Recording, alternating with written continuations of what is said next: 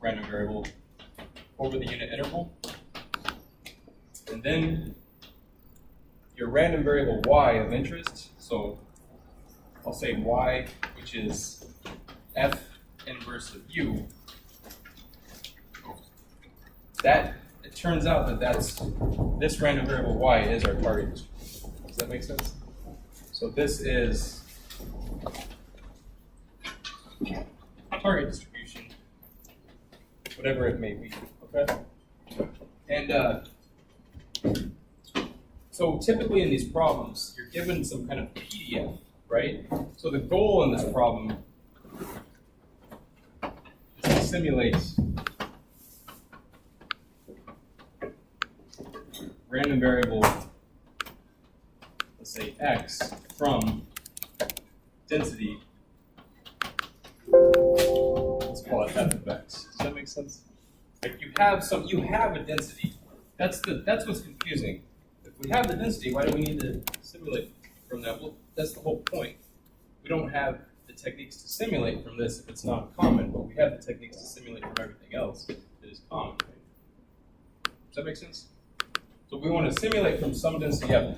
And I could just make this y and y as well, or I could make y equal to x if that confuses you. I'm just being consistent with how I wrote it in the notes.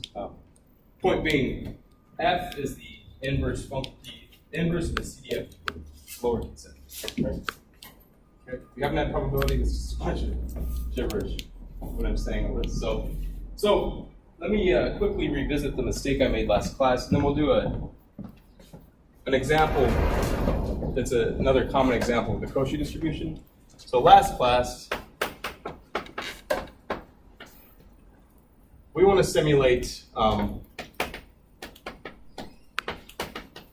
from the density f of x equals lambda e to the negative lambda x, where x is greater than 0. And this is the classic exponential density, so you know it always crosses the point on the vertical axis, 0 lambda, right? That's the actual PDF. So your histogram goes on forever, but your histogram should have like a right skewed shape. Does that make sense? Now, why on earth would we ever want to use a rejection or a inverse transform on this when we automatically have common R distributions to simulate from?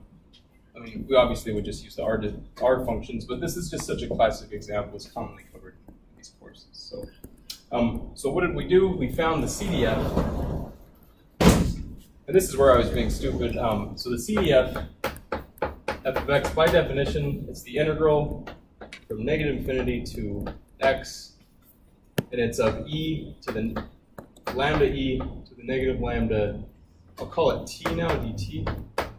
But the support of this distribution starts at what value? 0. That's where I was being stupid. So all the area is 0 up to that point, right? So it's the equivalent integral. So lambda e to the negative lambda t dt, right? And if you integrate this, it's negative e to the negative lambda t evaluated from x to negative infinity, which is negative e to the negative lambda x minus a negative, so it's plus, and if you stick negative infinity into this, right? Wait, I thought it's 0. What's that? Yeah, my bad. See, I did it again. I'm just gonna, I don't know why, I can't get this example. I literally did the same mistake twice. All right. All right, there you go. Does that make sense? All right, so now that's the CDF. And then you solve for the inverse, okay? So how do you solve for that inverse? You switch the two variables around and you just solve for the other one, right? That's like a very lame algebra, college algebra way of doing it, but it works, okay? So I'll do that right here. So remember, f of x is 1 minus e to the negative lambda x, right? So if you want to solve for the inverse, you know that x is equal to 1 minus e to the negative lambda f inverse of x. That's in the exponent, right? And then you just solve inverse. Yeah. Work. So f inverse of x is what? So I'll move that around, right? So that's ln of 1 minus x over negative lambda. Yep. Is that right? Because that's x minus 1, right? Sometimes you'll see this as x. Why is that? Instead of x minus, or 1 minus x, my bad, you're right. Simple math, right? So that's e to the negative lambda f inverse of x equals 1 minus x, right? And then you take log of each side, divide by negative 1 over lambda. But so often, we'll say or, it could be negative 1 over lambda log of x. How come this is true? You might look this up online and get this formula. Just intuitively, why would that be? What's x coming from to simulate this random variable? Well, okay, that's true. But now we're using this function specifically to simulate an exponential. So we stick in uniforms here, right? But so if x is a uniform, then 1 minus a standard uniform is also a standard uniform. Does that make sense? So if you look this up online, you might get this answer, which doesn't come directly from the formula, but these are equivalent. They'll both give you exponential distributions. Does that make sense? So this is the solution that we're using in class. But if you Google simulating an exponential from a uniform, it might show this. And the reason is because if you input a standard uniform in for each of these, it's equivalent because 1 minus a standard uniform is also a uniform. Oh. Yeah, which makes sense because it's symmetric about 1. So. Is there a reason to write log instead of ln?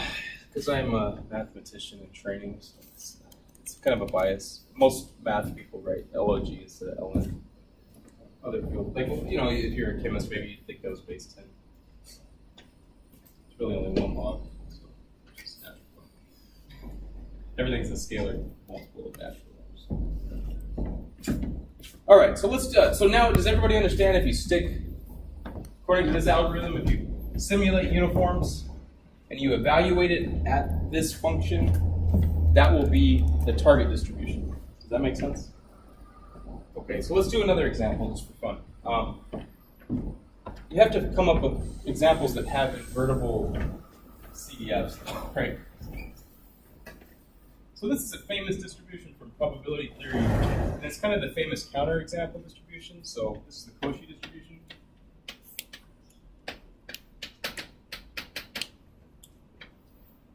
So the PDF is f of x equals 1 over pi times 1 over 1 plus x squared. And this actually happens to have a support over the entire real numbers. So I won't run into that same issue, and I won't make that same mistake. Okay. What does this look like? It actually looks Gaussian. It's definitely far from Gaussian as far as its properties. If you stick in 0, it's 1 over pi, and it has a symmetric bell shape. But it has heavier tails, so it looks like it looks like you would draw this as a normal distribution, even though it's not. Okay. In fact, some interesting properties of the Cauchy. What is the expected value of x? It doesn't exist. It's infinity actually. So it doesn't have an average. It doesn't have a true average because if you tried to integrate this thing times x. Be infinite. Okay. So what this means is you can get almost infinitely large draws from random.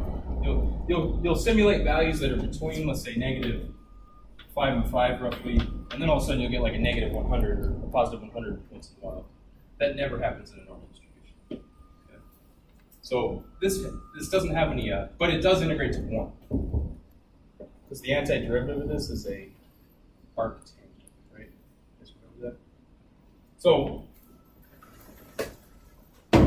let's find the CDF, and let's simulate this guy. So the CDF, by definition, f of x. It's the integral from negative infinity to x. This time the support does start at negative infinity because it's throughout all the real numbers. 1 over pi 1 divided by 1 plus x squared dx. Let me use t. So if you remember from your calculus class, we pull the 1 over pi out. 1, 2, we'll just do this for completeness.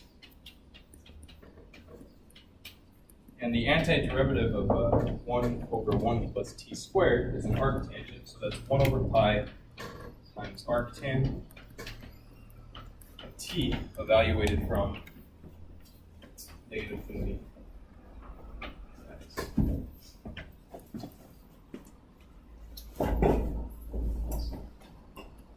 Okay, so I'm going to keep going back and forth.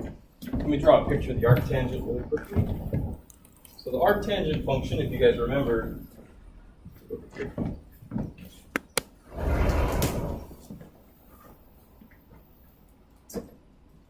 it has an input negative infinity to positive infinity, and it looks like this, right? What's this value right here on the vertical? Minus pi over 2. And this is positive pi over 2. Does that make sense? It's the inverse of the tangent function. So if you were to finish this integral, obviously you evaluate this function at x, that's just x. So it's 1 over pi arctan of x, right? Minus, what happens when you stick negative infinity according to the graph? It's negative pi over 2. Since we're subtracting this, this will be minus 1 over pi times negative pi over 2. Does that make sense? Oh.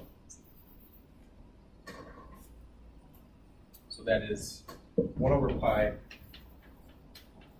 arctan of x plus 1/2. Does that make sense? So you can convince yourself that this is a valid probability density function, because if you stick positive infinity in here, this will be positive 1/2, and you get 1/2 plus 1/2 is 1, so you have the full area. Does that make sense? So now, what do we want to do? Well, we want to actually simulate this in R, right? So this is the inverse, or this is the CDF. We want to find the inverse of the CDF. It's a nice exercise because it involves an arctangent. What's the inverse of an arctangent? Tangent. It's just a very, very natural math question, right? So let's do this exercise really quickly. Oops, sorry. So again, you have the inverse in front of you. So what you want to do is you want to switch x and f inverse, or x and y, however you want to think about this. So x equals 1 over pi arctan, and I'll just call it either y or f inverse. I don't want to confuse. I keep using different symbols. You know what I mean? What do you want me to use? Let's use y this time. How about just on purpose, switch it up on purpose, plus 1/2. Okay. So how do we solve for y? You subtract 1/2 on each side, multiply by pi. I'll do the next step in a different line. Then you have to apply the tangent of each side, right? So this is the tangent of pi x minus 1/2 equals the tangent of arctangent of y. That's convenient because these are inverse functions, so you'll get the argument. So what this means is that y, which is the inverse of x, okay, is tangent of pi x minus 1/2. Okay. Does that make any sense what I just did? I went kind of fast.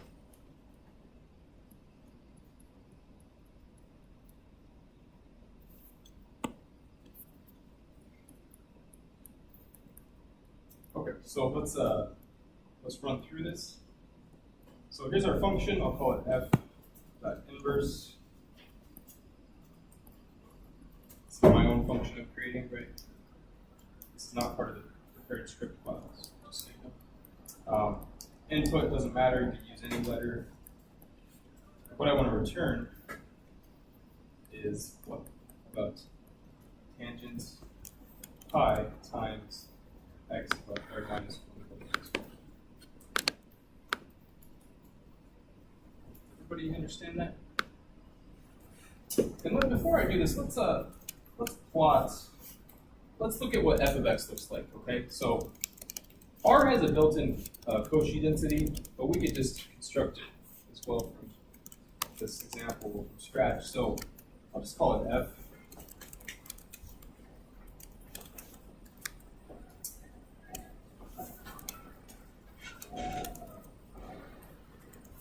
So the original Cauchy distribution is this, right? I'll slow down just a bit.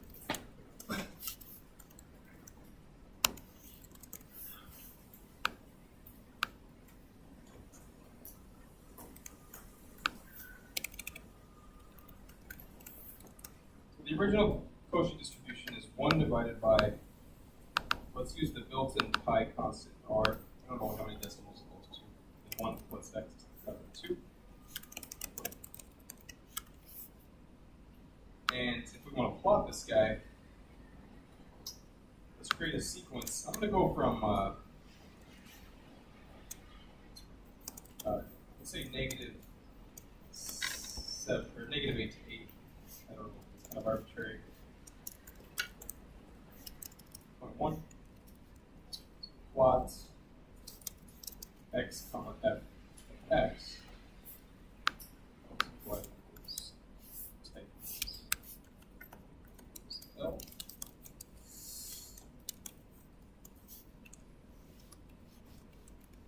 Okay. So I haven't done anything. Sorry, I haven't really done anything yet, but let's look at the plot of the Cauchy distribution's probability density function. Does that make sense? There were some warnings because oh, that's to do with last question.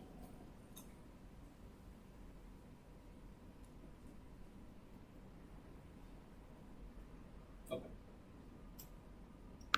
So is everybody convinced that it's the same plot as you're on the board? Now what we want to do is simulate from this random variable, assuming that it was not common, even though it is common. Okay. So we want to take draws from this random variable. So how do you do that? It's really easy. I defined the function below. Does everybody have this? A few lines of code? Once. Okay. Now I define this inverse function, right? And so all I need to do is I made it capital, lowercase, whatever you want, R unit, right? How many do we want to simulate? 10,000. Okay. And then my random variable of interest, I'll call it y or x, whatever you want to call it, is f inverse. You didn't even have to define a function actually to do this. You could have just plugged this in directly, right? Now, if I look at the head of this, let's see what it gives us. Sorry, I keep showing that modular arithmetic from last class. Just think like this. I haven't restarted my session. Sometimes I'll just go questions. What this represents is 6 random draws from a quotient. Does that make sense? Constructed from the unit interval. It's pretty interesting, using the inverse transform theorem. Does that make sense? So if you do a histogram of y, let's make the breaks different. Does somebody know why that happened, just from a probability perspective? Not area. It's, well, okay, so Cauchy's notorious for extreme outliers. So we have an outlier that's like -3,000 and positive 3,000. But the bulk of the data is from -10 to 10. So it's not very nice, right? Let me actually simulate less values, like 100. Let's see what it looks like. Okay, so we still get outliers of 8. Does that make sense? Isn't that interesting? I don't know. But you can change the breaks. And you'll see more of a Gaussian shape, looking kind of Gaussian in the middle. Does that make sense? But then you get these extreme outliers. You could trim this if you wanted to get the bulk of the density. I didn't set a C, so let me just do a few realizations and see which one makes sense. Just look at that. Just from 100 simulated values, we have negative 2,500 as one realization. That's crazy. All right. Well, anyway. So the point is, those are quotients, okay? And we use just the basic inverse transform. Are there any questions about that?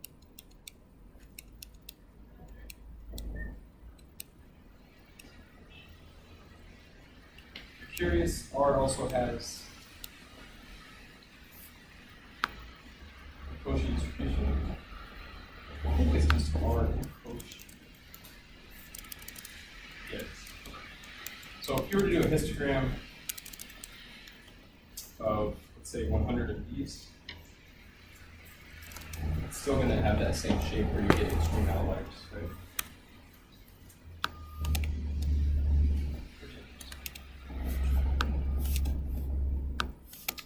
Okay, so now let's discuss something else. I think the reject accept algorithm is a little tricky for students as well. So let's just drop the inverse transform theorem for a moment, and let's talk about the accept reject algorithm. Okay. So are there questions about this before I move on? Everybody knows how to. If you don't know how to find an inverse, maybe just come talk to me in office hours or something. I'll just show you how to do the inverse for the homework. Or you can look it up online. How to do it. It's just algebraic. Okay. So the accept reject algorithm. Let's make up a fun example.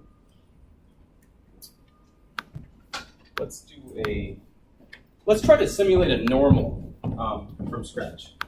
That's such a famous distribution to simulate. But we can't invert the CDF of a normal, right? That's obviously we can't do this. So let's do normal sim with accept, reject.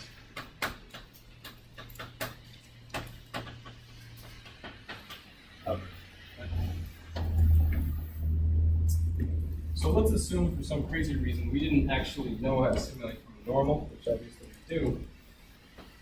Let's say standard normal, just to make it easier.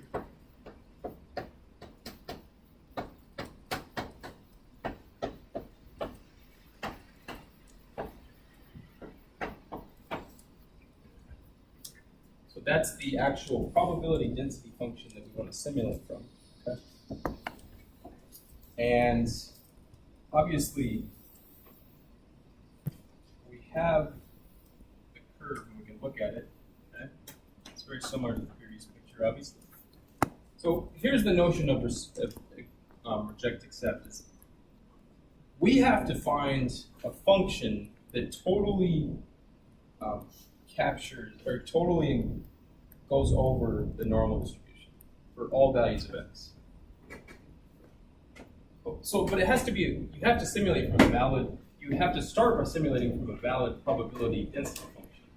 So first of all, we have to pick a density function that has support negative infinity to positive infinity. Does that make any sense?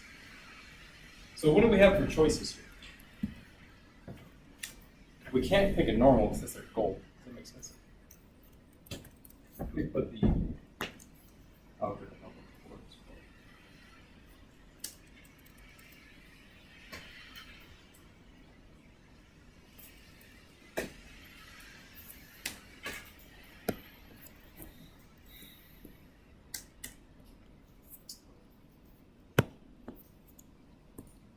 So we need to pick some function that we can simulate from. So we need to sample from G, but G has to be a function that has the same support. And then we're going to scale G by an appropriate envelope.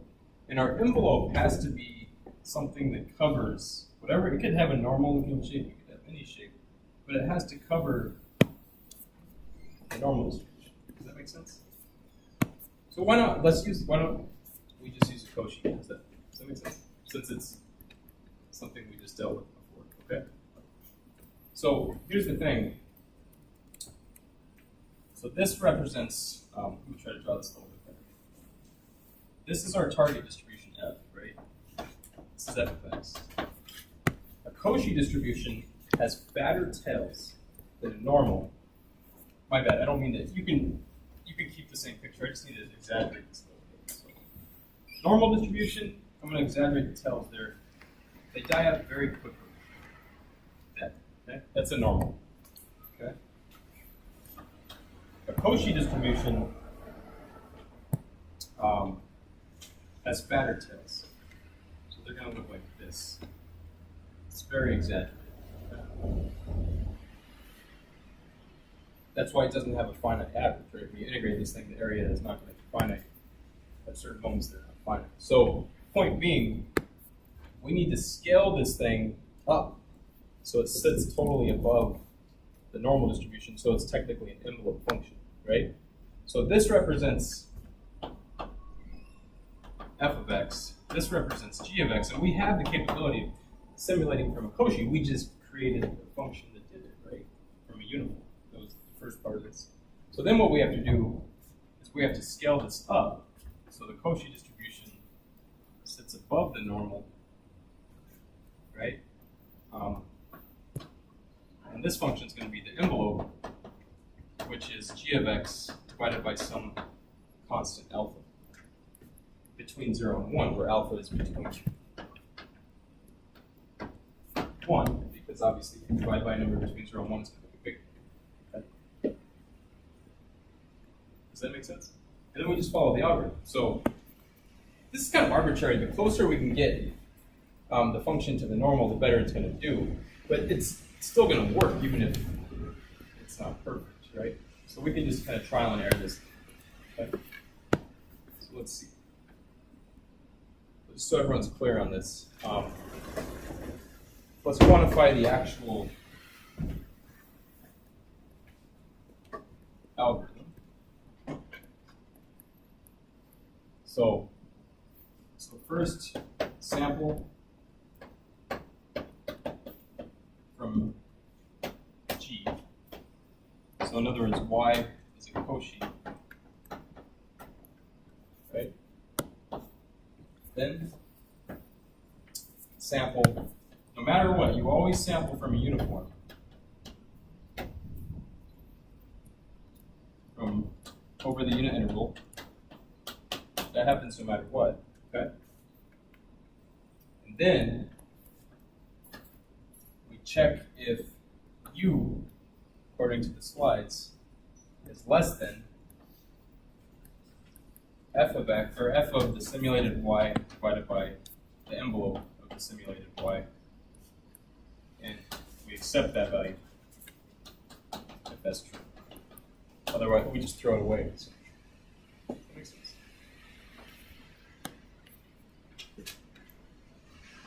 So let's try to figure out what a reasonable value of alpha is. We'll just do this geometrically. We'll just look at when the curve physically sits like normal.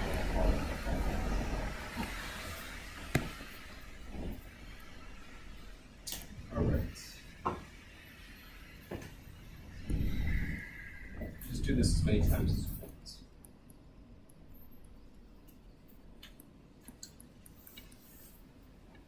Okay, so let's define f of x. I hate to use f again, but I'm going to, since it's a different f from before, just to be consistent with the notation.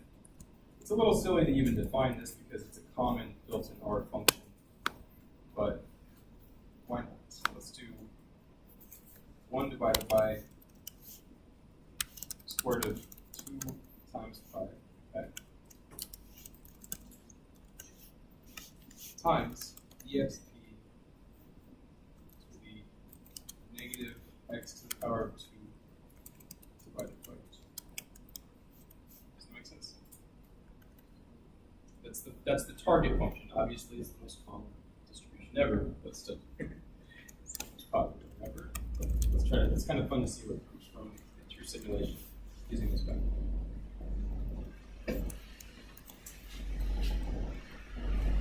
Okay, so now what I want to do is I want to define the envelope function, right? So we have to think about this. Let's start by plotting. Actually, it doesn't matter what order you do this in, but let's let E be the envelope. And the function of x again.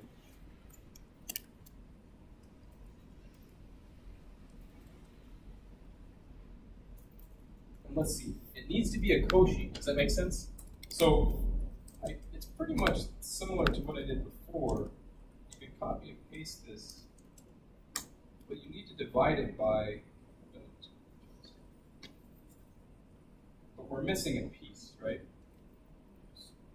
Let's make say alpha. Let's default it to be 1. That way it'll have the same shape. Just so you, for illustration. We need to divide this whole function by alpha, right? I'll just put it right here. So this is just for figuring out what value of alpha we need, okay? Because now we can plot, let's do a sequence from, let's say, -5 to 5.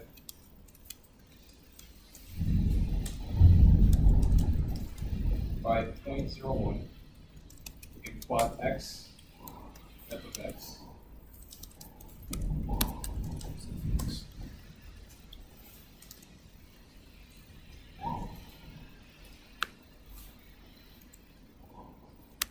So this is the function itself. Before I run this picture, I'm just caught up. What do you have for f?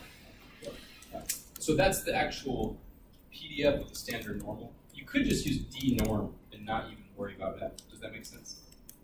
I'm just pretending like we didn't have d norm. Oh, that's silly.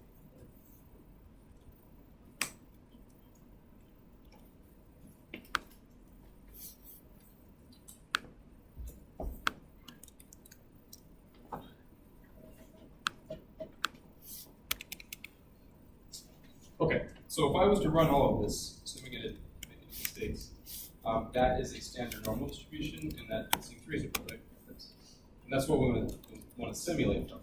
Okay. Now, let's look at the way the Cauchy is going to naturally sit on the function. Currently, it's not really an envelope because it lies below. Does that make sense? So that's consistent with how I drew it on the board. So what do I need to do? I need to divide that by some number between 0 and 1 such that it's always going to sit above, right? And this is a little bit subjective because you can't have a tangent to the peak or it's going to dip below the curve a little bit. Does that make sense? So you just want it to sit above. It doesn't have to be equal, right, anywhere. It's not required. It's just the closer it is, the better. So let me change the y lim on this a little bit.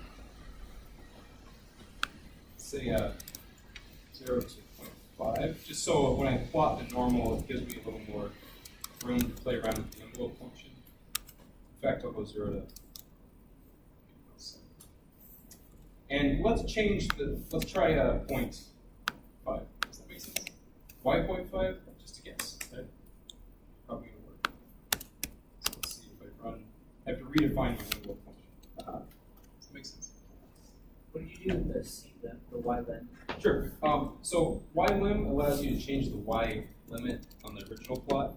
And I knew if I wouldn't have changed the y-lim, this curve wouldn't have been shown. The black curve wouldn't have been shown.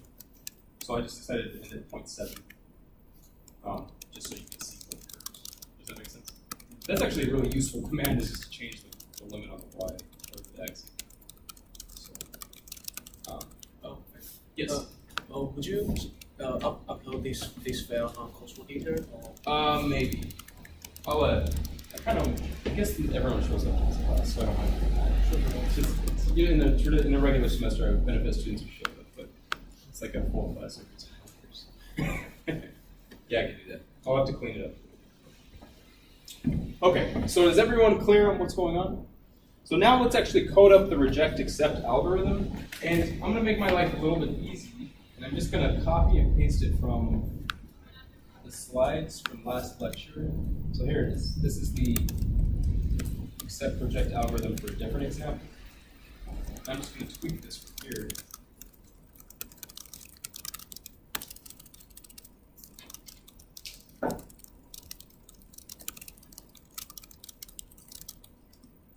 Okay, so let's say we want to target 1,000 cases, right? Let's see if we can debug what needs to change. So what's this? Okay, Y is coming from a Cauchy, right? So what do we want to do? We could do a couple things. We could do this using the method we used at the beginning of class, or we could just directly from a Cauchy from R. Does that make sense? I don't want to confuse. It's kind of cool to make everything come from the unit interval, right? I think it's interesting. But why don't we just use our Cauchy? We're only sampling one, right? Make sense? Okay, then what? Is that different? I conveniently used F and E, so everything's the same. Right? So we're going to do a while loop. While this counter satisfies is less than the number of samples we want. And I think that's the only change in this whole algorithm, is changing Y. Okay. Let me know what you think. When I plot this, I definitely need to change some things because this is no longer the gap or the beta we did from last class. So why don't I go from -5 to 5? And histogram of stamps probably equals true. Histogram of draws from normal 0, 1. And then lines, I don't want to put d beta, I want to change it to fx, right? So that's functionally simulated. So let's cross our fingers and see if this works. Run this. Isn't that cool? That is our result of simulation. That's the simulated normal with the true normal over it. Isn't that cool? So this came from, we simulated values from a Cauchy and used the accept reject algorithm, and then put the real normal over it, and it looks like a real normal. So that's good. Does that make sense? Let's make this a little bigger. Maybe it'll look a little bit better.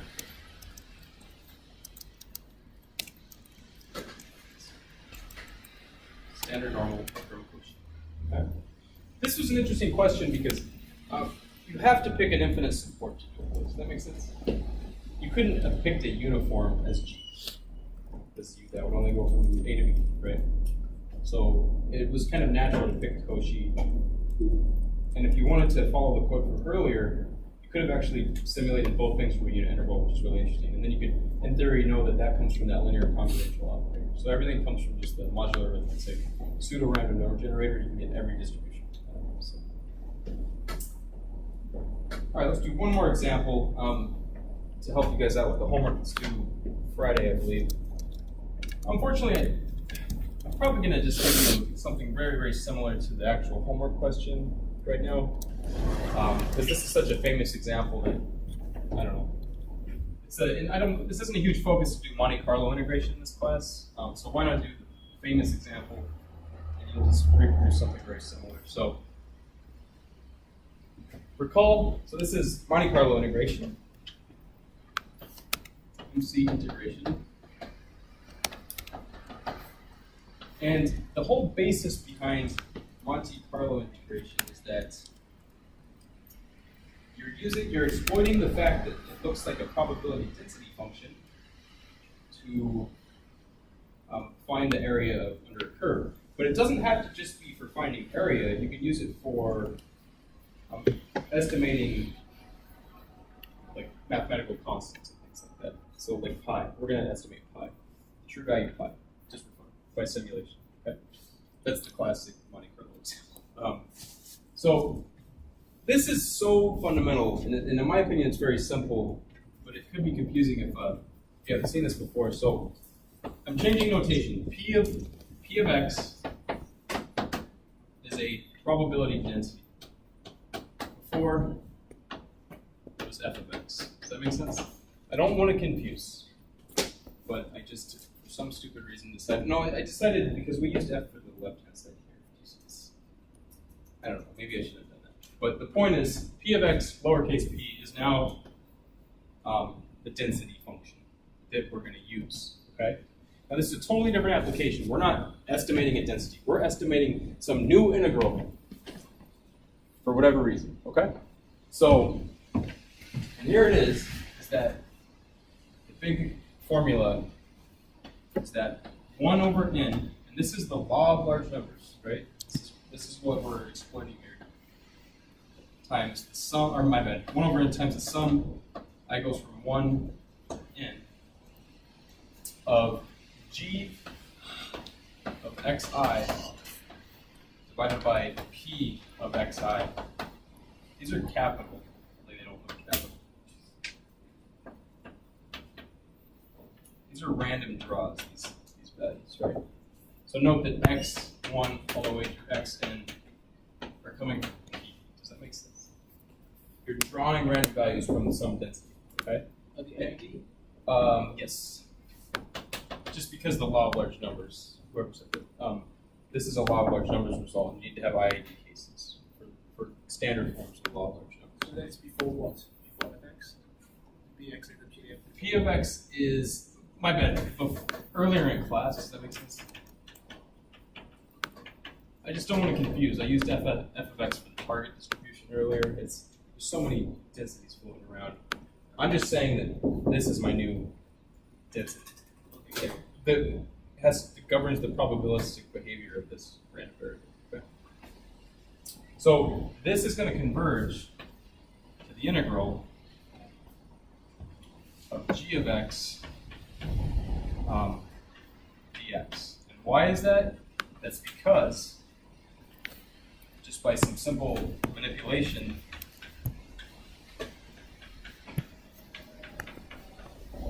these cancel out, right?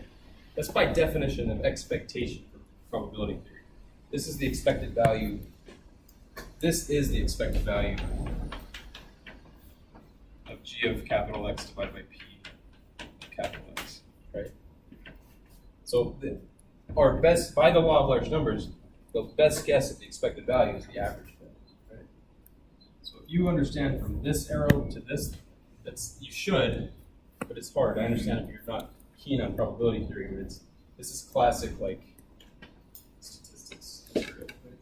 Please let me know if there's any questions about this.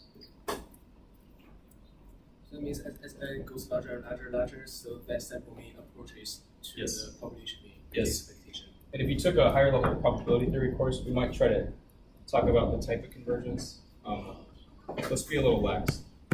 What does that even mean? What does this arrow even mean? Let's think of it as some kind of limit. It could be weak convergence or almost surely probability. So what is f of x? So f of x is this quotient right here. In fact, maybe not even look at f of x. Like just neglect it because really we're trying to find the integral of g of x. But then where did you get the g of x over p of x times p of x? Because by definition, so the expected value of, let's say, I'm going to use another function, h of x, okay, is the integral of h of x, p of x, t of x. That's the definition of expectation. Point being, my function h or f, according to the slides. Oh, so we're trying to find the expected value of f of x? Yes. We're trying to find the expected value of f, but it almost is easier just to think of it as the expected value of the quotient, because there's less functions to deal with, right? Okay. So it's really nice. Look at how simple of an argument that is. I know it's not rigorous, but it's really cool. Okay. So let's do the famous example. Now, in the homework, I'm having you simulate a quarter circle. Let's maybe do a half circle instead, just to make it a little bit different, okay? So here's the function. So recall, I don't mean to go too far back to algebra, but x squared plus y squared equals r squared, right? That's a plot of a circle, radius r, centered at 0, right? So it doesn't look like it's. You're always supposed to draw the circle first. You draw the circle, then you put that. It still looks pretty good. So this is r, okay? So what's the function for the top half of the circle? We'll just solve for y, right? So f of x is square root of r squared minus x squared, right? There's a plus or minus here. When you take a square root, the bottom is the minus, the top is the plus. But we need it to be a function, so you have to have a plus or minus. Okay?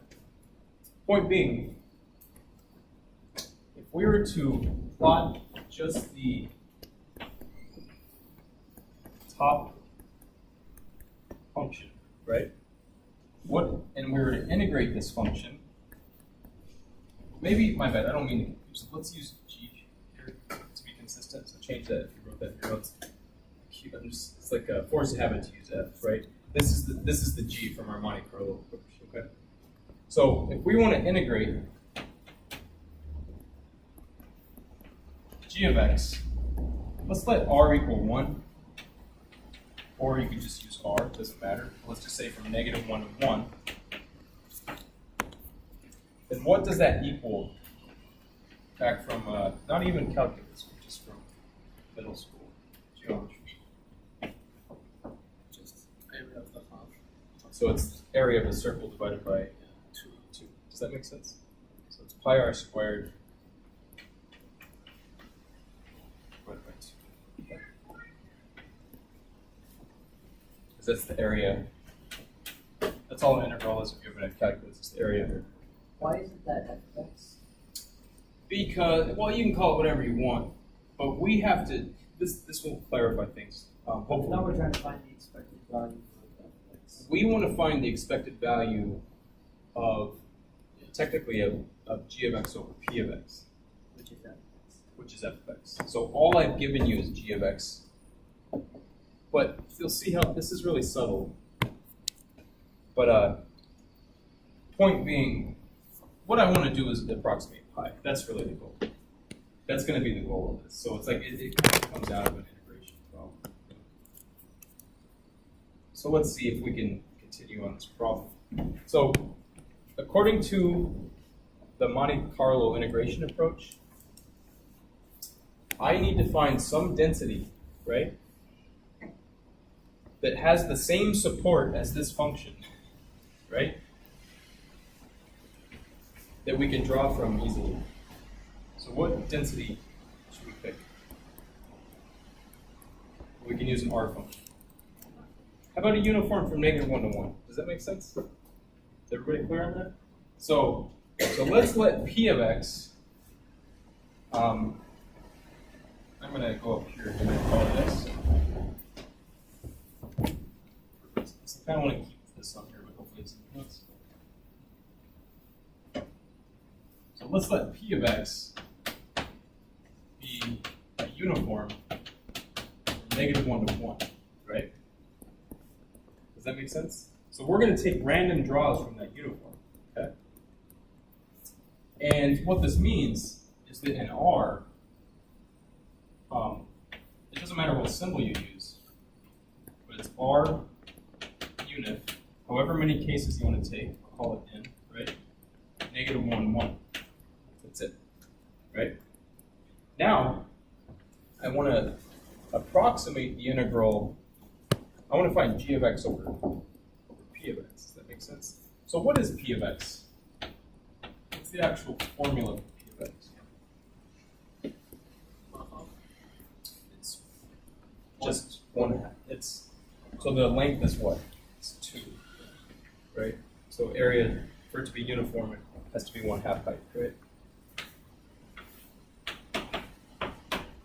this has to have area 1 for it to be a valid probability density function. So this is going to be, does that make sense? So this is 1/2, where x goes from -1 to 1. Okay? Does it include 1 or not? What's that? It doesn't include 1. It doesn't. It's continuous, so it doesn't matter. Oh, yeah. Depends on the text. You're never gonna technically when you do the integral, you get the same value as the area of a vertical line 0. Yeah. But when you do random simulation, you're never gonna hit -1 or 1 because it's impossible. So it doesn't really matter. So, point being, what I need to do is find. I want to try to approximate this integral. So let's integrate. Essentially, I want to find the expected value, right, or approximate the expected value of g of x divided by p of x, right? To do so, 1/n sum I goes from 1 to n, and g of x is this function right here. 1 minus x squared.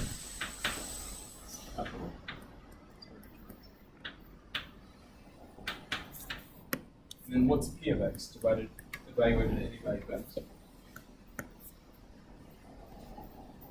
It's just 1/2. So this is going to converge to that, right? 1 minus x squared. What's that 1 minus x squared?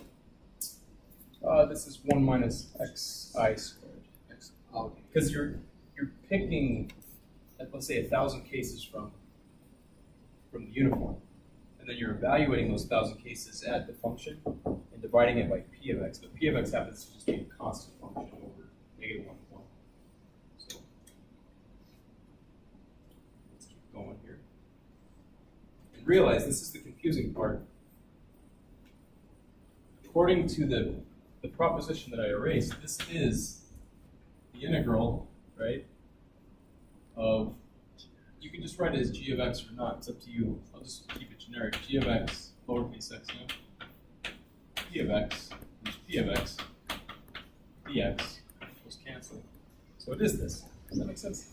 This should be, theoretically, this should converge to pi over. So if we multiply the left-hand side by 2 and the right-hand side by 2, that's how we can approximate pi using simulations from a uniform and just a radical. Isn't that interesting? So, do you take radicals from uniform? Yes, yes, that's it. So the solution's actually really easy. Let me write one more thing down. So everybody should hopefully has this. Okay, so obviously there's a scalar constant here that we're off by if we want to approximate pi. So the point being, and then there's this 2 from the PDF, right? So we can, this will be 2 times that, then you have to multiply by another 2 if we want to just approximate pi. Does that make sense? We can do both simulations, it doesn't really matter. So 1/n sum I goes from 1 to n. I'll say 2 times 2 just so you can keep track of what I'm saying here. 1 minus xi squared, that's going to converge by the law of large numbers to pi. Hopefully. Let's see if it works. Hopefully I'm not by constant. See this. But watch, this is such a simple simulation. Ready? You can do this in one line. Ready? Let's do it in 2 lines. So, I'll say U, or let's call it X. Capital X, R unit. We'll change n to be different values. Let's start with 1,000. -1 to 1. Does that make sense? So just so everyone's clear, if I run this simulation to start, oh wait.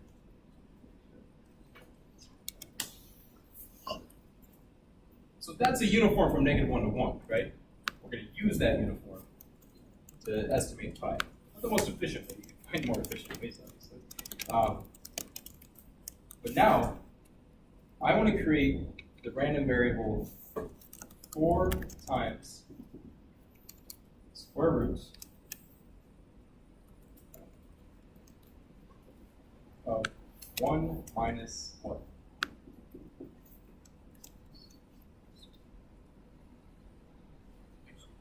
Just x squared, right? Not a trick question. So this should have 1,000 draws, right? Which is this function. And if we average this, it should average to be 5. It's crazy.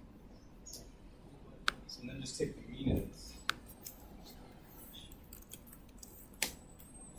Okay, obviously it's not the most efficient convergence, but it's already within 100, or a couple. Does that make sense? A few hundreds. How do we get a better approximation? Make it bigger. Let's put 2 zeros on here. Let's see what it is. Isn't that cool? It's so crazy that you're using simulated uniforms and sticking it into a radical and averaging it, and that approximates pi, right? Fascinating. So, X in this case is a vector, I think. yeah, x is a vector of r units from -1 to 1. A vector of random draws. Of random draws, yeah. And remember, once we have, like, the whole point of the last few lectures is you start with the linear congruential operator, which we're not even really worried about, but the point is you can always emulate numbers from the unit interval. Then you can easily multiply that, make the support bigger to do this, right? That's easy.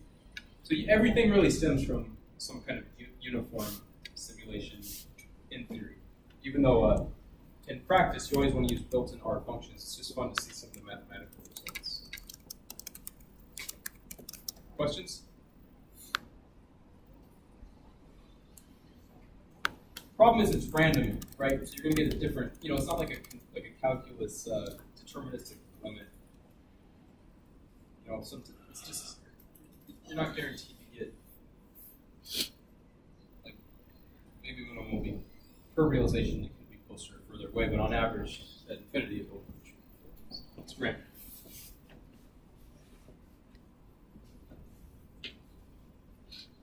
Good questions?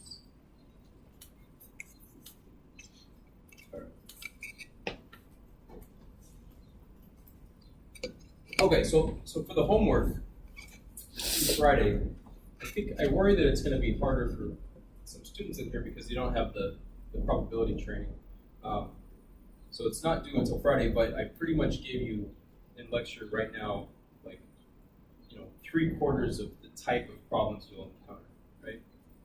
So it took about an hour in class to do 2/3 or 3/4 of the homework, right? If we knew exactly what we were doing.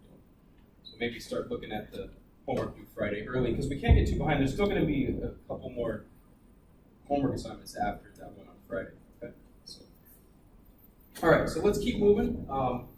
I do have I'll post this. I'll post these. I won't post a markdown. I'll just post a script file, and I'll clean it up. Okay. Write some comments in there. That'll be done by tomorrow morning. Okay. All right. And let's move on. And this is more simulation, actually. The next set of slides. It's up at the top. So this is set 15. Or my bad. Day 15. Set 8, meaning 8 sets of slides. So more simulations.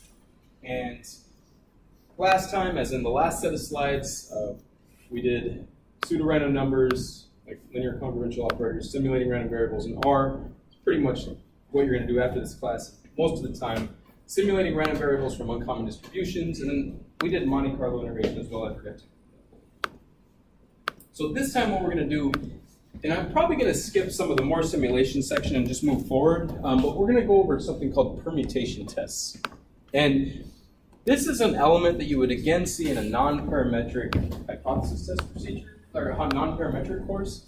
But realize these non-parametric methods are so nice because they rely on no assumptions of our model. So this is analogous to a bootstrap procedure, but it's just utilizing the computational ability. That's why it shows up in this class. Okay? So we're going to do a really basic permutation test. We're going to specifically ask if two probability distributions are the same and relate it to the famous two-sample t-test. That's the parametric version of the same test. So the permutation test, you should be able to get this data set off of a package. So you don't have to actually put the data set in a working directory. And it's in the mass library. And this data set is called CATS. And what it is, the CATS data set includes the heart and body weights of a sample of male and female cats. Okay, it's kind of an interesting data set. So we have cat body weight and cat heart weight. Not rate, but weight. Okay? Why is the heart rate bigger than the body? Different units. Yeah. Otherwise, it doesn't make any sense. Good question. And unfortunately, I'm not sure. They're old. If they're what? They're old cats. They're very loving cats. They're very loving cats. These are all very nice cats. Okay, so let's go back to Stat 101 for a moment, and let's think of a research question. It's a very silly research question because, I don't know, like, obviously male cats on average are a little bit bigger than female cats. Let's just assume it's more interesting. And because this is a real data set, right? At least it's that. But we want to see if male cats' hearts are statistically bigger than female cat hearts. So I'm hoping everybody that has enough stats training that you can look at this picture and then automatically go two-sample t-test, right? Most useful test you'll get out of Stat 101 is the two-sample t-test, okay? So, you have the single units, which is heart weight, being split by some categorical variable, and that's a two-sample t-test. Problem is, two-sample t-test relies on a lot of parametric assumptions. Specifically, it relies on normality and all these things that aren't necessarily true. Okay. So let's look at some histograms, or some estimated densities of the heart weights for both males and females, and you can physically see that maybe a normal distribution isn't appropriate. Maybe it is. I mean, it's kind of it's arguable here. They're symmetric-ish, but they don't necessarily look normal, right? Plus, there's no negative cat weights. Right? So, I mean, you would almost think gammas would be more appropriate for this, right? For but then you don't have a two-sample t-test for gamma distributions. That doesn't happen. So anyway, is everybody comfortable with what this curve represents? Yeah. It's the non-parametric PDF estimate. Notice that we don't have a true distribution of the heart weights, so this is what our guess of the PDF is going to be based on the data. Estimated PDF. It's the estimated PDF, yes. So the function density, which we haven't done yet, that's the estimated density function built into R. That could be useful, okay? So this will integrate to 1. This is a great example. This ties so well into the simulation. What if you wanted to simulate heart weights based on the estimated PDF? You could use the reject accept algorithm using the density function, right? You could actually do that. So that would be much more accurate than assuming it's normal. So what that density do? Say that one more time. What that density do? So what density does is it actually computes the estimated PDF.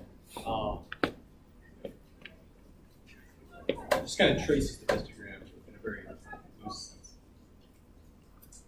Okay, so let's recall the independent two-sample t-test as opposed to the paired two-sample t-test where you're comparing with observations. We're not comparing like the cat and its sister, right? That would be paired. We're just independently taking those male and female cats. So test if the population means of the two samples are equal. So recall from your intro to stats course, the test of interest would be HO.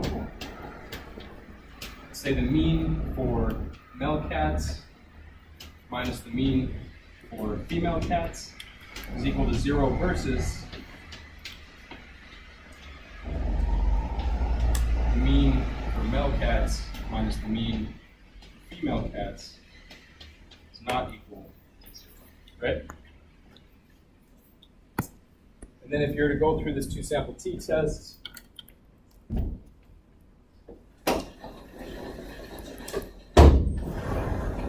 not expected to memorize this formula. It's just maybe good to refresh yourself sometimes. What's the test statistics of t? It's x bar for male minus x bar for female minus the hypothesized value divided by square root s squared for male divided by sample size for male in m plus s squared female divided by n. Right? You find the test statistic, find the p-value based on the t-distribution. Degrees of freedom, unfortunately, is a really ugly formula, so I'm not going to write it. Just have it the way cross. So anyway, you compute all these, the averages, you compute the variances, you plug them in the formula, and the parametric test gives us a t-value, which is that, negative. It doesn't really matter which one you put first, right? Male or female. It'll be positive or negative. You get the same p-value. Negative 6.5179. In fact, this would give you a positive value because these are on average bigger. So if you want to be consistent with this, flip this. Does that make sense? I'm not trying to confuse. It's equivalent just to be consistent. And then these will be the same. It's a plus, and these are all positives. Anyway. Degrees of freedom, it's an approximation on the real degrees of freedom. You compute the p-value based on the degrees of freedom, so we are showing statistical significance that male cat's heart weights statistically differ from female cat heart weights, but this assumes normality on the actual distributions. Otherwise, it's not a valid test. What is the t? So if you remember from your intro to stats, the t-value gives you your test statistic. So this is your test stat.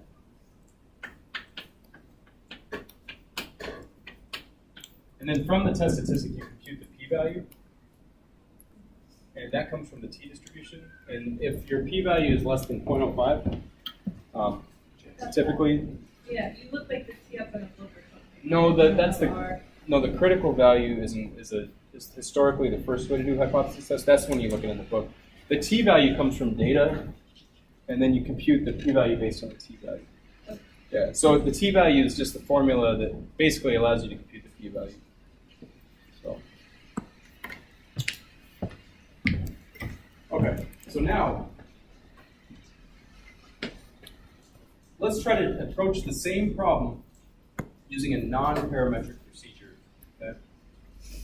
And what if the assumptions do not hold, which is pretty realistic by the pictures we looked at earlier. It doesn't necessarily look normal. They're kind of symmetric, but it wasn't great.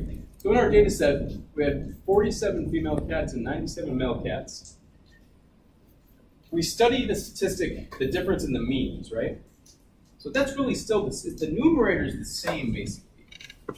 It's just, under normality, we know the distribution is, right? It's going to be a t-distribution. But under non-normality, we don't really know the distribution. So in this case, from the actual data, we compute a difference of negative 2.12. The numerator is negative 2.12. And the denominator is the same. Obviously, there's the same symbols.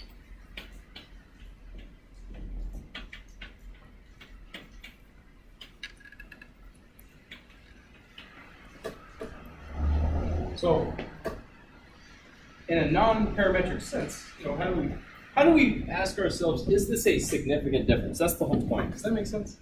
Is negative 2.12 significant? Well, we don't assume normality, okay? So the permutation principle, if there was no difference in male and female heart weights, in other words, if the null hypothesis was true, is everybody comfortable with moving the F over? Male heart weights equals female heart weights, right? So if the null hypothesis was true, then all data sets obtained by randomly assigning 47 of the values to female and 97 to male would have an equal chance of being observed in the study. Does that make sense? If you stack all the data and assume they're all the same weights, then you should be able to pick any 47 out of the full data set and any 97 out of the full data set, right? And compute the difference in averages. And they would have you should be getting differences that were anywhere from 0 to whatever. Does that make sense? I'm trying to make this clear. I didn't explain it very well. No difference in male and female heart rates. You mean the mean heart rates or just heart rates? So Assumption. technically you're not in we're being kind of loose on purpose. In a permutation test, you're not necessarily testing the mean, you're testing if the distributions are the same. But you can, analogous to a bootstrap, you can extract any statistic you want. So But the hypothesis is around the mean weights. yeah, so this is the motivation because you are right, but so we're just motivating it because most people know what a two-sample t-test is. You know what I mean? We're just trying to extend out that idea a little bit. So just make sure this is clear because this is the basis of a permutation test. Right? Again, you take all 97 plus 47 observations and assume that they all come from the same distribution, and then just pick 47 and 97 randomly and then compute the difference in averages. That's what we're going to do. And we'll see how many of those guys actually satisfy the difference of negative 2.12.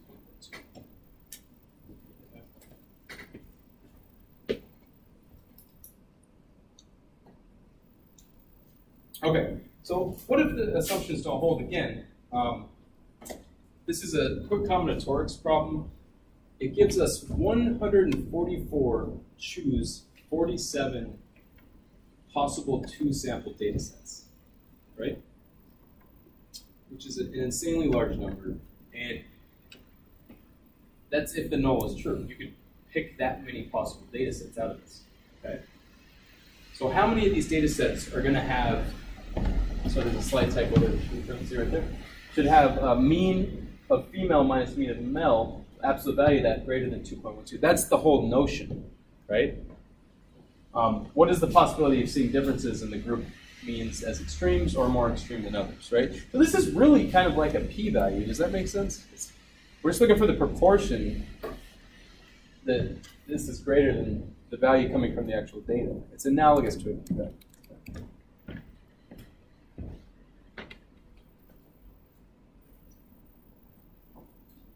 So we could consider each of that 2.23 times 10 to the 38 possible two-sample data sets, calculate the mean difference for all, and then compare our original d hat values.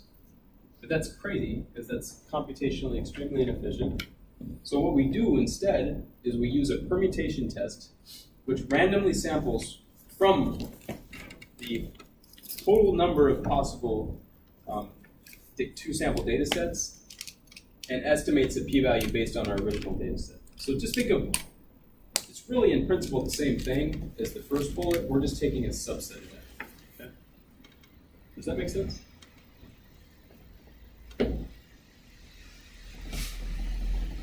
So here is the algorithm for permutation tests. Promise this is useful in practice. So for steps 1 to capital P, remember in Bootstrap we use 1 to capital B, doesn't really matter, P for permutation, B for Bootstrap. Randomly assign heart weights in the cat's heart weight column as either male or female. So remember that we're using the raw data as numbers, so we're going to use exactly 97 males, 47 females.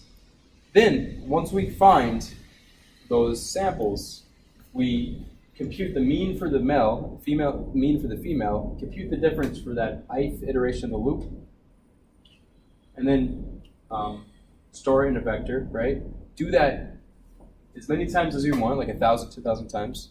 And then we compute a two-sided, I guess it's a non-parametric p-value, by looking at the number of differences coming from the permutation test that exceed our actual difference from the raw data. This This is an indicator. Again, this is just the proportion of differences that exceed our difference from the raw data, okay? And if this value is small, then that supports that there is a statistical difference in the cat markets. Yes. Could I just confirm about the permutation principle? Yeah. I think we just have a certain number of values from the original data set. In this case, just 144 in total. Yes. And we randomly assign some of them to one category. Yes. So for example, assign 47 to females and rest to males. And there will be 144 choose 47 different ways to assign them, and each combination, each case, they are all equal likely. So it is what it said. Yes. Yeah. So it's just that's just a counting rule to see how many data sets possible. Does that make sense? It's just combinatorics. The number of ways to assign the data values to the two categories, and each all of those ways are equal likely. I think that is what it means. Right. Right. If the null is true. Oh yeah. No, that's true. Yeah. Yeah. Which is even a more general null than that one. Right? Means Technically, we're assuming they're the same distribution. Okay. It's a more lax, or it's a more general assumption than. Yes. Sure. The way we calculate it. So first of all, you would just assume the data set is stacked and it's all the same data set, which is easy because it's the column part weight, right? That's easy. And then you randomly pick 97 out of that, and then randomly pick 47. They can't be they have to be mutually exclusive. You can't pick like the same value in each, right? And then you compute the average per group, and then you take the difference in averages, and that's one average for the ith iteration of the loop. Then, once you have, let's say, 1,000 of those, you just see how many of those averages exceed the actual average from the original data set, and divide by the number of iterations in the loop. So in other words, this is the proportion of permutation-based averages that exceed the original difference in averages. Does that make sense?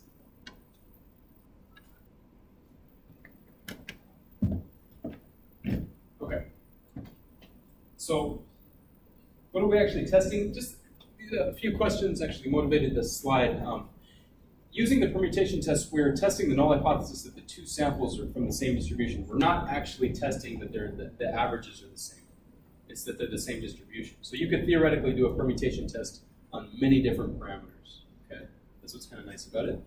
How do we do this? We have seen enough evidence in the form of the observed difference between the sample means being large enough to reject the null hypothesis that the two groups have identical probability distributions.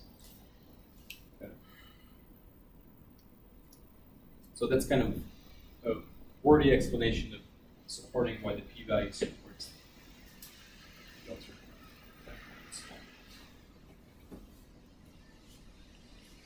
And here's a quick check for you guys. This will see if you guys can do this. Try not to look ahead of the slides. If you have the computers out, see if you can fill in the actual meat of the loop. All right. So can you? I gave most of the code, right?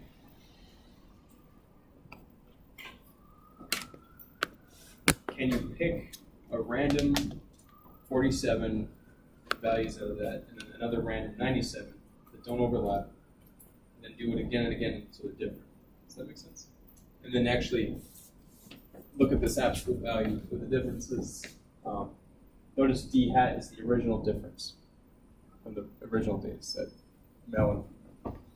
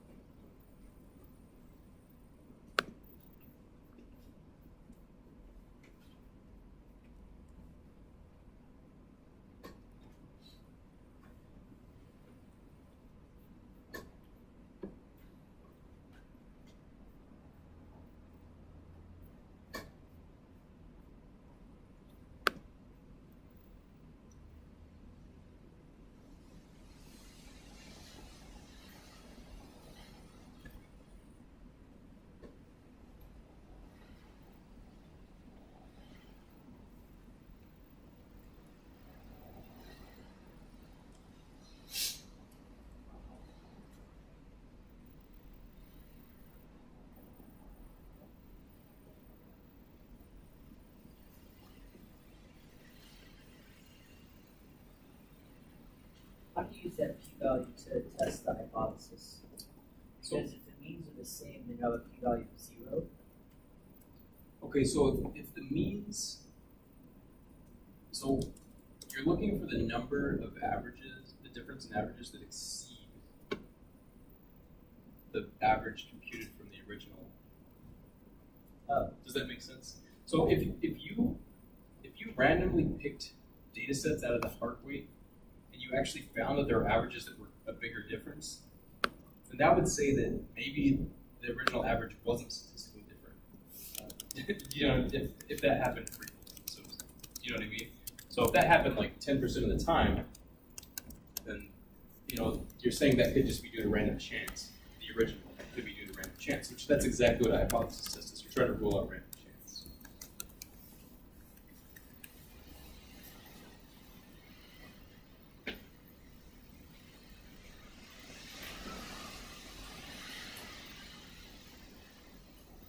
So just use simple subsetting. You know, extract 47 cases and use a explanation point to negate those cases. Does that make sense?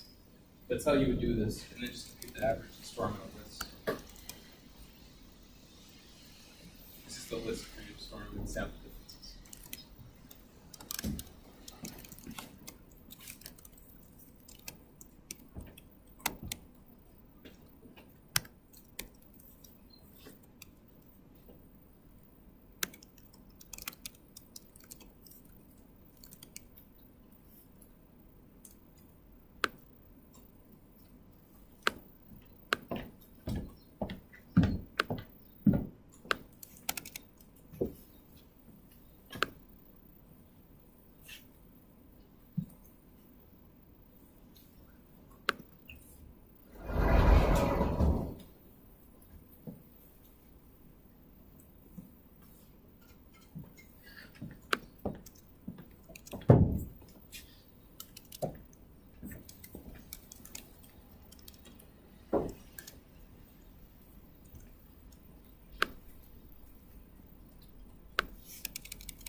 All right, so how does one move on? So here's the solution. Let's quickly talk about this, just to make sure the algorithm is solidified with this loop. So what we're going to do is, notice I have NF, and then I have NM. That's a number of females, number of males, right? And this is really simple. I'm just going to use the sample function, right? And just pick from the full data set. There's many ways to do this, right? It's maybe not the most elegant way, but I randomly picked 1 to the total number, and then I just picked the first values as being the males, and then the second set of values as not being the, my bad, first values as being the females, and these not being the females. That's one way to do it, okay? Remember the minus sign? It's like you could have used an explanation point. I just did a minus sign instead. Okay. So then you compute the mean of each of those, as you can see, and store those in the list sample difference. Now, notice that I only did this 10,000 times. So the p-value is actually 0, which means you had 0 occurrences such that those random difference in averages exceeded the original difference. If you would have done this like a million times, you might have had 2 occurrences or something. Do you see what I mean? Don't expect it to always be 0, but this is a very, very significant p-value according to the permutation sense. Okay?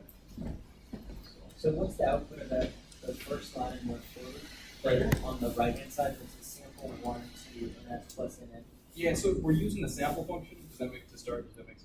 So what's the output? Is it a number? So really this is just, we're just indexing. This is giving an index from 1 to it's just permuting the list 1 to 97 plus 47.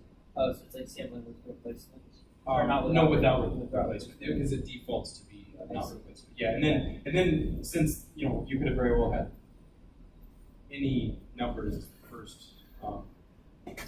47, that just picking those first 47 is sufficient to picking a random subset. Got it. Does that make sense? Yeah. So we're not necessarily, I mean, theoretically you could sample the same data set twice, but that's very, very unlikely. It's like, extremely unlikely. So what we're really doing is we're just picking from that massive number of possible two-sample data sets. In this case, we did it 10,000 times. If we wanted to be exact, we would have to do like whatever, 2 times 10 to the 38, whatever, which would be crazy. So is everyone clear that this empirical p-value, or the permutation test-based p-value, is small, and hence does support that there is a difference in the cat part weights, but we didn't use any parametric assumptions like normality. That's the whole punchline. Does that make sense? Okay. Philosophically, this is nice because people don't criticize these methods as much because we're not assuming the parametric assumption. Okay, so for the remainder of these slides, I'm actually, I'm not going to actually go over this. I'm just going to let this be a reference for fun. And if you don't have to, I'm not going to require you to look at this, but it's just more simulations. Realize we're not constrained to just simulating probability distributions. So this is a fun example because we're going to simulate like a dart game and come up with a betting strategy. And I'll go over this for like 5 minutes or something, but you can actually construct this dartboard on R, which is kind of silly. Like you can draw the picture, come up with a scoring strategy, like playing cricket or something. And then if you think about just, you know, the way you're throwing darts, you can map it like a uniform distribution, or you can refine it. Maybe say it's more of a normal distribution. Maybe you're a little bit better, so you have like an ability to aim. Does that make sense? So, point being, you can actually, from radial measures, you can come up with scoring strategies and an angle, right? And so here's kind of the goal of the second half of these slides: is what strategy provides a better score, throwing such that darts land uniformly at random on the board, or aiming in the center, right? Do you want to just aim at the center, or do you just want to kind of throw them everywhere? It's not a very sophisticated technique that we're approaching, but anyway. So if you're aiming at a spot and your throws are normally distributed, is that good? We'll see. And can I estimate the variance of my throws if I aim at the center and receive a certain score? So it's just kind of fun. So anyway, I'll skip ahead. So you can kind of, you know, see the actual simulated throws using some of the common distributions from the class. This is slide 29. And you can label these just for fun. That's kind of silly. And then you can even, you know, you can tweak the parameters a little bit so you're aiming them off the board. But anyway, if you're bored or if you have time, I know there's a lot of information in this class, so maybe focus more on the homework. This is just another example of a simulation. So here's the actual task. Let's assume that we have like a normal distribution versus a uniform, and we can see which one gets a better, higher score on cricket and things like that. Okay. All right. So it's about 5 minutes. Why don't I let you guys 5 minutes out 5 minutes early, and I'll answer students' questions on homework for the last 5 minutes. Okay. And tomorrow I'm going to put